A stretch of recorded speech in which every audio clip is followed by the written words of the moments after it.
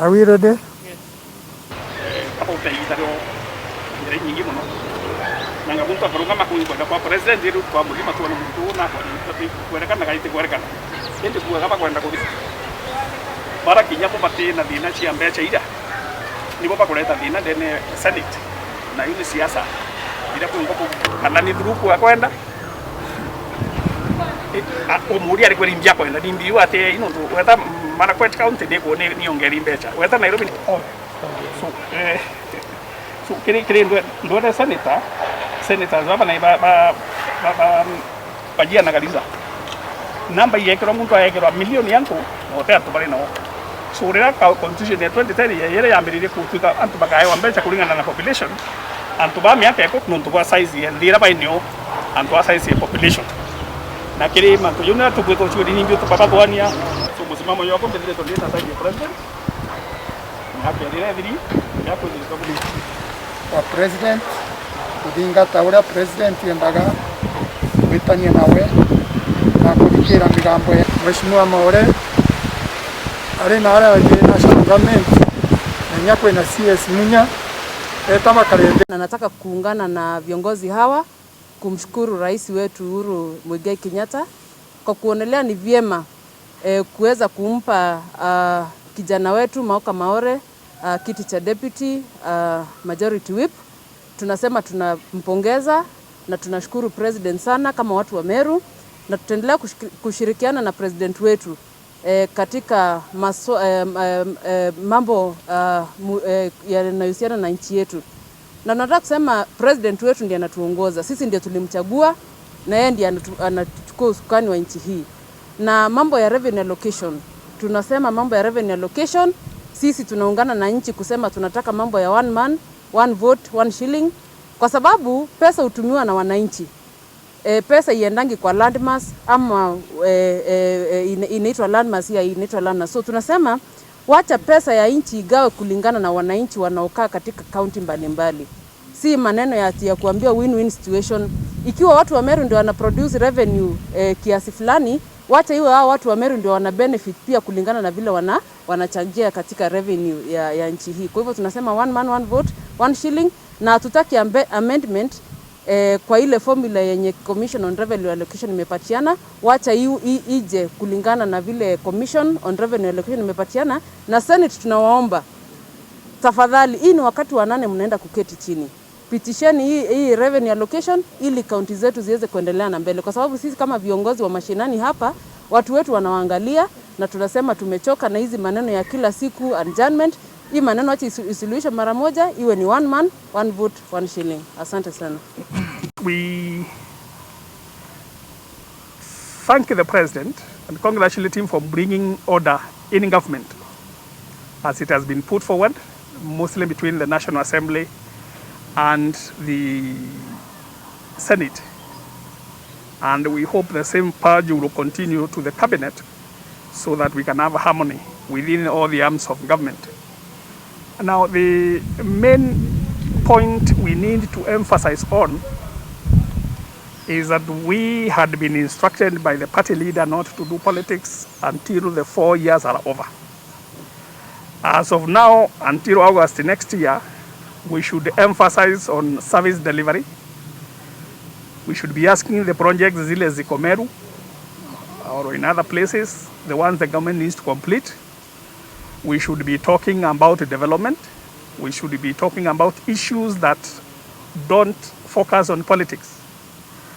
Because what has been happening is the time when we have been trying to tell people to respect the president, there was a lot of disrespect around, whereby members of parliament, instead of focusing on the issues of why they were elected, they have been focusing on 2022 elections, on who should be president, and they are not telling us 2022 we will give the person they want for president, but they don't say what they will do with that presidency that they cannot do now when they are in positions of influence. The issue of BBI and the handshake, that one is very dear and close to the heart of the president. So we need to emphasize that as a community, we are behind the president. We are eloquent about it. We are not hiding. And the fact that the majority of the MPs in Meru, for example, have been in Tangatanga, does not carry the community in Tangatanga as such. Those are individual leaders. They know why they are there. And we know it is not about the interest of Meru. Because we voted for President Uhuru in 2017. And up to 2022, we rely on him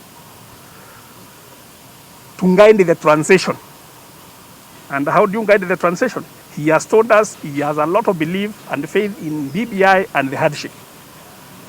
So when we have the BBI and the hardship together, that is what we should focus on. So we should avoid these other stories of people groupings or meetings or people who are having anxious moments about the 2022 or post 2022.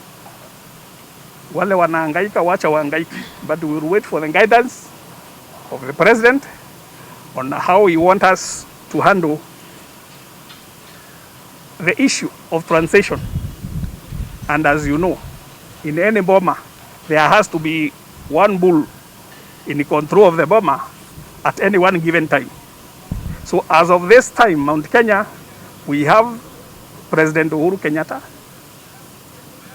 So these group things you are hearing about meetings, watu kupanga vile wako na anxious moments, they should not bother you.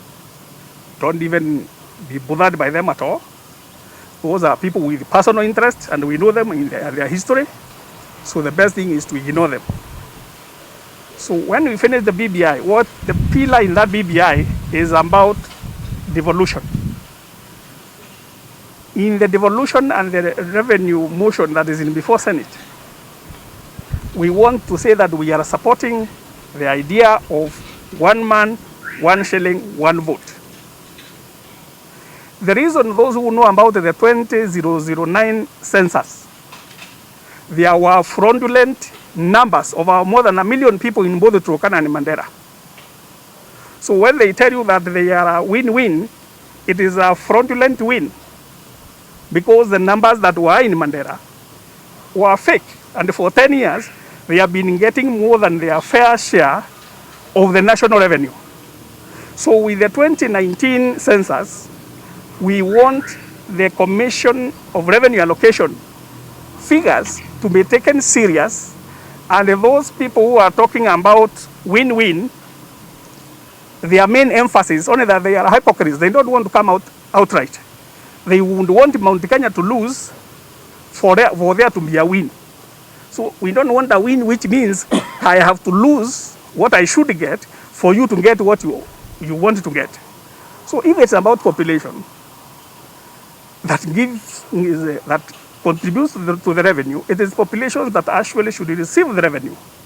So we don't want a story to come out whereby you feel money should be given to 200,000 people, the same amount, like 1 million people in a county, but because the 200,000 people, they have almost 1 million square acres, that you say these people should be getting even more money than where there are more people.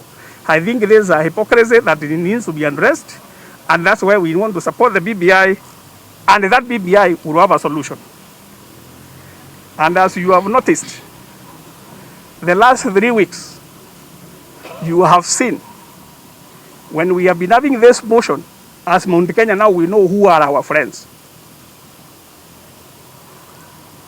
You know who are the friends of Marukomen and Akina Sakaja. For now we know who are our friends. So we don't want to make the story longer than that. There's a lot of hypocrisy on the people who will make a noise and you think they know what they are saying. But they cannot even have a process. They have not even their own thought process of what they are saying. Ukiuliza Marukomen, Marakwet County is gaining. So if he was talking about the county that elected him, how would he run away from helping his own county to start saying he has extraneous matters? And people know the emphasis is They have been saying for 7 years he was majority leader in Senate. The government has never had this kind of drawback. So imeiona imetushe kama ningekuwa kwa hiyo kiti hii maneno ingeenda namna hii. Because what is happening is you cannot blame the Senate leadership for not having the numbers. Because those who are defying, they are doing it purely out of mischief. It has nothing to do with the ideological or any, you cannot define and say these guys have a reason. They don't have a reason. Because you, as a politician, it's about interest. Go to the Nairobi senator. Nairobi County is gaining.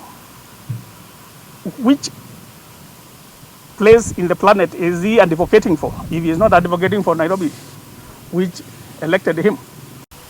I would want to say His Excellency should rest assured Meru people will take his direction. We will take the direction he is going to give us. These groupings that might be there wanting to front this candidate or the other candidate will wait until our leader whom we elected to tell us which way he wants us to go. Because the 2 years will be in office. We want to reap the benefits of his time in office. We want more appointments. We want more people to come and do projects in Meru. We have various projects that we want done, and we can't do that when we are not all behind the president. We want to thank His Excellency the President for once bringing sanity to the National Assembly and to the Senate, so that MPs and the senators belonging to Jubilee Party do not go about